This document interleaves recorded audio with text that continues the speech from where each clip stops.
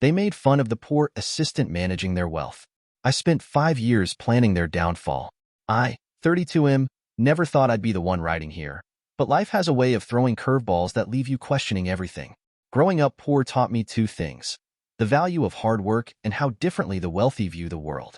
Never did I imagine these lessons would lead me to where I am today.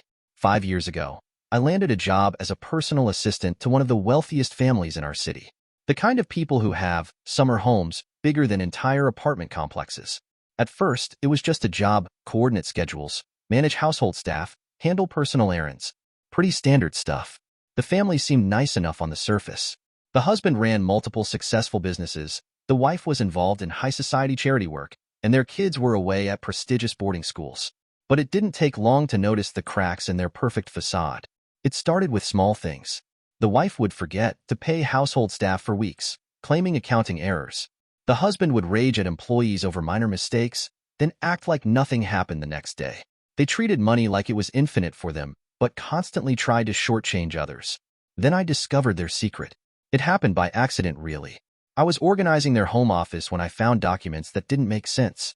Multiple offshore accounts, shell companies, and what looked like systematically falsified tax records going back decades. But that wasn't even the worst part. These people had been stealing from their own charitable foundation. Millions meant for children's hospitals and education programs had been funneled into their personal accounts through an elaborate network of fake companies. They were using dying kids as a tax shelter while buying yachts. I spent weeks gathering evidence, making copies of documents when I could do so safely. Every night, I'd go home and add to my growing file of their crimes. The more I dug, the worse it got. They weren't just stealing from charities, they were destroying lives. Small businesses they acquired were gutted and sold for parts, leaving hundreds jobless. Environmental regulations were ignored, leading to chemical dumps in poor neighborhoods. The turning point came when I overheard them laughing about a family they'd driven to bankruptcy. The father of that family had worked for them for 20 years. When he got cancer, they fired him to avoid paying medical benefits, then sued his family for breach of contract when he tried to fight back. He died 3 months later, leaving his wife and kids homeless. That's when I knew I couldn't just walk away. These people thought their wealth made them untouchable, that they could keep destroying lives without consequences. They were wrong. I spent another month meticulously documenting everything. Every transaction, every shell company, every illegal deal. I created backups of backups, stored in multiple secure locations. Then I started making anonymous tips to specific journalists, tax authorities, and law enforcement agencies. But I didn't stop there. I used my position to gain access to their private banking information. They trusted me with so much: passwords, account details, private contacts. Their mistake was thinking that their money made them superior to someone like me.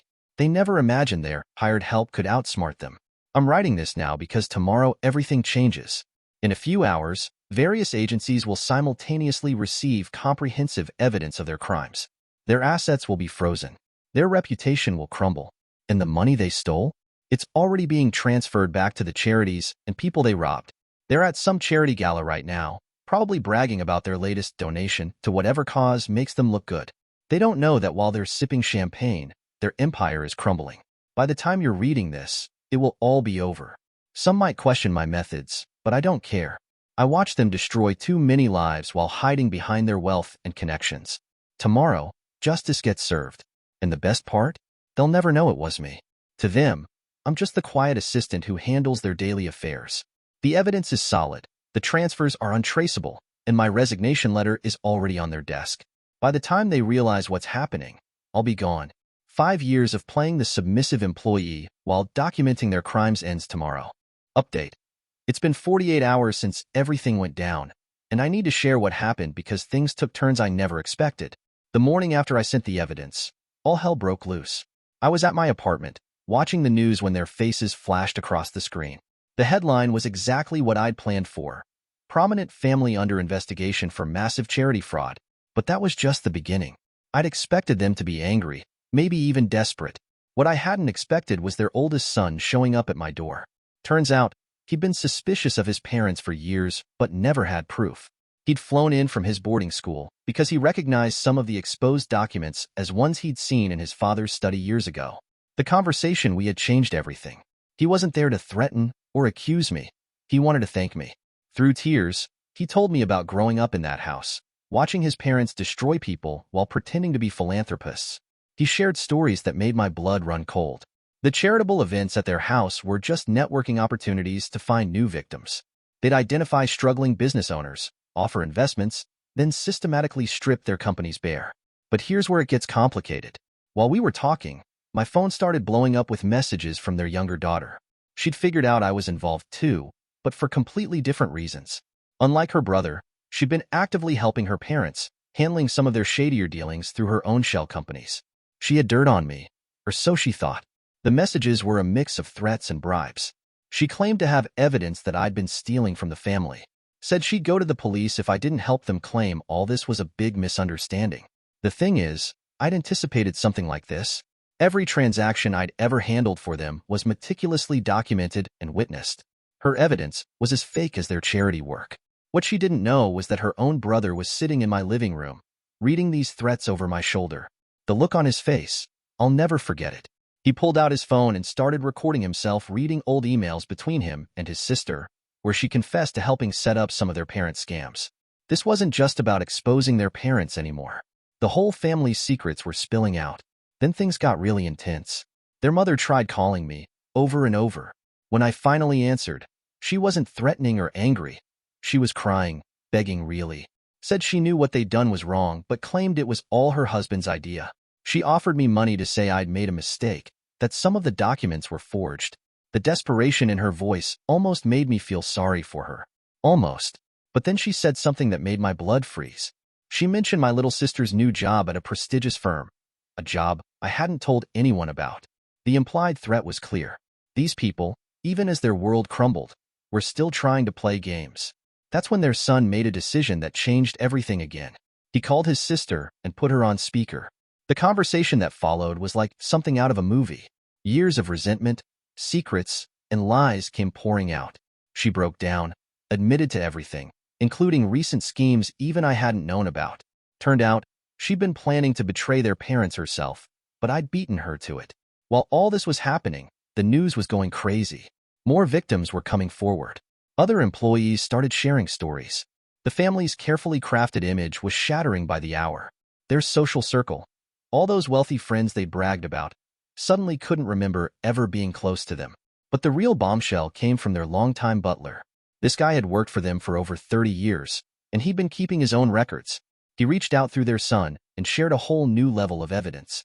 Dates, photographs, recorded conversations, decades of systematic fraud and manipulation, all meticulously documented by someone they'd seen but never really noticed. The son was stunned. The sister was hysterical.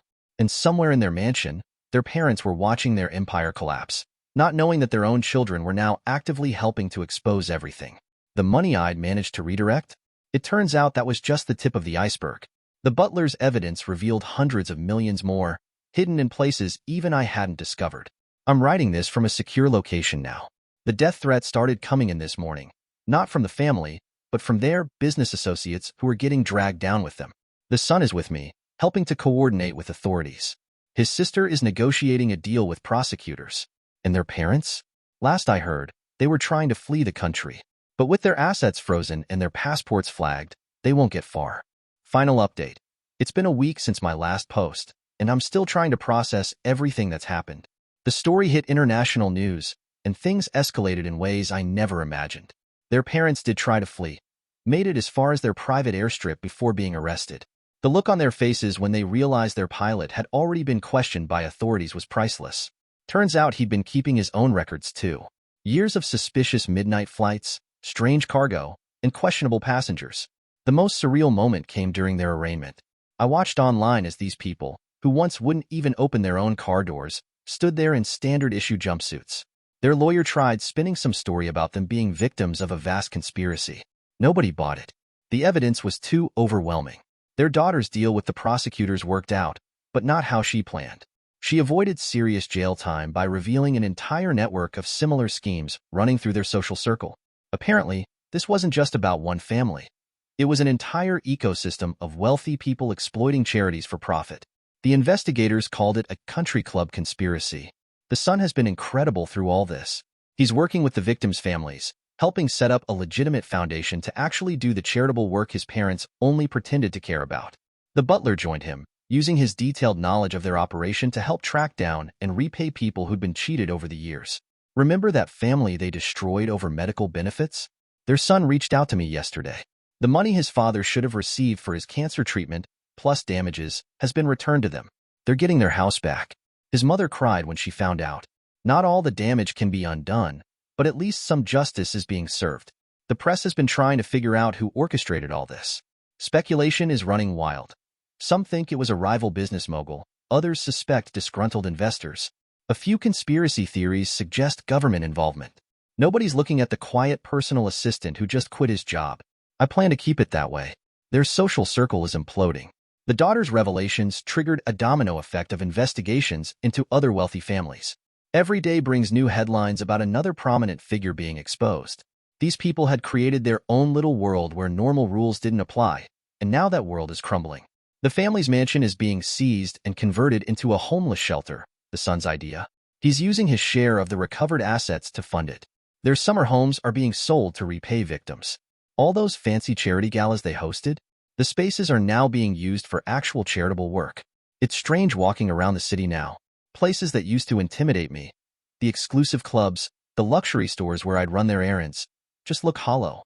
Behind all that gleaming wealth and sophistication was just an elaborate con game. The butler shared something interesting yesterday. He said he'd stayed with them so long because he was playing the long game, gathering evidence year after year. The wealthy, he told me, never really see the people who serve them. That's their weakness. He was right. Their arrogance made them vulnerable. I won't be posting updates after this.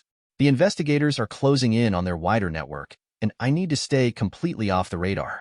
The son suggested I take an extended vacation, somewhere quiet where I can process everything that's happened. I think I'll take his advice. But before I go, I want to share one last detail. The night before everything went down, I was doing my usual evening routine in their house. The wife was complaining about having to attend yet another charity dinner. It's all just a game, she said to her husband. The little people need to believe we care. They were right about one thing. It was all a game. They just didn't realize they weren't the only ones who knew how to play it. Now their wealth belongs to the people they stole it from, their reputation is destroyed, and their legacy will be as a cautionary tale about karma. To anyone else out there witnessing similar injustice, keep detailed records. Stay patient. Play the long game. The wealthy aren't untouchable. They just need to be outplayed at their own game. And to the family, if you somehow read this, I was never just your assistant. I was the person you trusted with your secrets while believing I was too insignificant to matter. That was your biggest mistake.